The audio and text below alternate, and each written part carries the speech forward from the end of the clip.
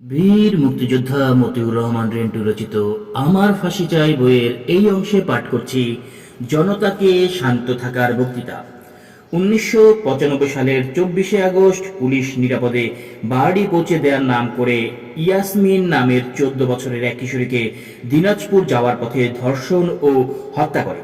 এই খবর জানাজানি হয়ে গেলে পত্রপত্রিকায় প্রকাশ হলে দিনাজপুরের মানুষ বিক্ষুব্ধ হয়ে ওঠে এবং দিনাজপুরের মানুষ পুলিশের বিরুদ্ধে মিছিল মিটিং শুরু করলে বঙ্গবন্ধু কন্যা শেখ হাসিনা দিনাজপুর জেলা আওয়ামী লীগের সভাপতি অ্যাডভোকেট আব্দুর রহিম সহ কয়েকজন জেলা নেতাকে অনতিবিলম্বে জরুরি ভিত্তিতে ঢাকায় তলব করেন।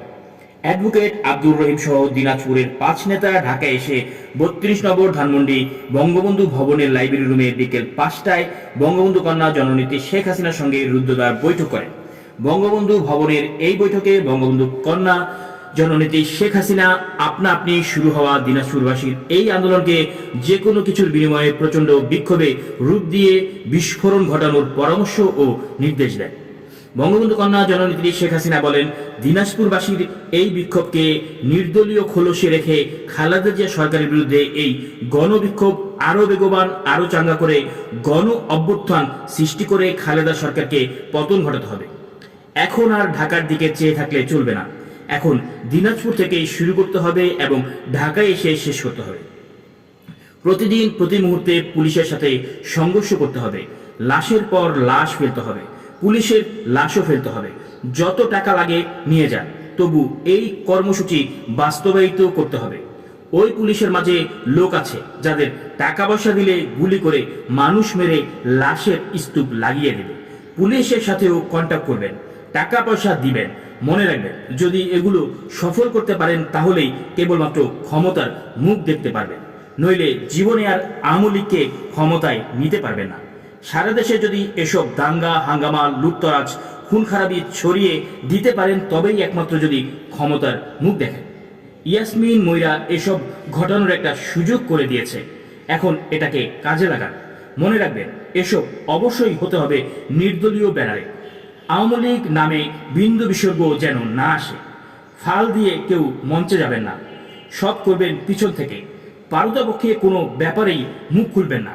যদি মুখ খুলতেই হয় তাহলে দুনিয়ার যত ভালো কথা আছে তাই বলবেন। কাজে যাই হোক, মুখে রাখবেন শুধু ভালো কথা। আর সত্যি যদি একটা লঙ্কা কাণ্ড ঘটিয়ে দিতে পারেন তাহলে আমি দিনাজপুরে আসব, কিন্তু ওখানে আপনাদের সাথে আমার কোনো কথা হবে না। আমি শুধু বক্তৃতায় বলে আসব, ধৈর্য ধরুন, শান্ত থাকুন ইত্যাদি জাতীয় কথা, কিন্তু আপনারা কাজ পুরোপুরি চালিয়ে যাবেন। এখন 20 লাখ টাকা নিয়ে যান, পরিস্থিতি বুঝে বাকি যা লাগবে ওখানেই পৌঁছে দেব। আমি শুধু কাজ চাই। টাকা নিয়ে যাওয়ার জন্য আপনাদের গাড়ি টাড়ির ব্যবস্থা আছে? নইলে আমি টাকা নিয়ে যাওয়ার জন্য গাড়ির ব্যবস্থা করে দেই। অ্যাডভোকেট আব্দুর রহিম সহ অন্যান্য নেতারা বঙ্গবন্ধু কন্যার কাছ থেকে বিদায় নিয়ে বঙ্গবন্ধু ভবন ত্যাগ করে চলে গেল রাত তখন 8টা। ওদিকে দিনাজপুরের অপরাধী পুলিশ ইয়াসমিন হত্যাকাণ্ড ধামাচাপা দেওয়ার চেষ্টা করলে দিনাজপুরের জনতা আরও বিক্ষুব্ধ হয়ে ওঠে। বঙ্গবন্ধু ভবন থেকে বঙ্গবন্ধু কন্যা শেখ হাসিনার কাছ থেকে বিদায় নিয়ে চলে যাওয়ার ঠিক 2 দিন পরে অ্যাডভোকেট আব্দুর রহিম ধানমন্ডি 5 নম্বর ফোন করে জননেত্রী শেখ হাসিনাকে না পেয়ে এই বলে মেসেজ বা সংবাদ দেন যে, নেত্রীকে বলবেন এখন পর্যন্ত পুলিশের কোনো লাশ পাওয়ার সংবাদ পাওয়া যায় না, তবে এখন পর্যন্ত পুলিশের গুলিতে 7 জন দিনাজপুরবাসীর লাশ পাওয়া গেছে।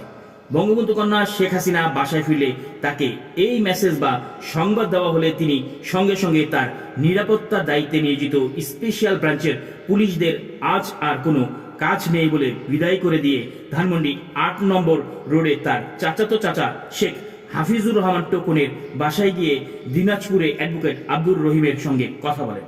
বঙ্গবন্ধু কন্যা বলেন, ঠিক আছে, চালিয়ে যান, আরও জোরে চালিয়ে যান। টাকা পয়সা যা দরকার আপনি পেয়ে যাবেন, আর একটু জোরদার করেন, আমি আসছি। অতঃপর বঙ্গবন্ধু কন্যা জননেত্রী শেখ হাসিনা দিনাজপুর গেলেন। জনতাকে শান্ত থাকার ও ধৈর্য ধরার বক্তৃতা দিয়ে আবার ঢাকায় ফিরে এলেন এবং ফিরে এসে বললেন, না, যত গুড় তত মিঠা হয়নি, অর্থাৎ যত টাকা খরচ করা হয়েছে তত ফল আসেনি।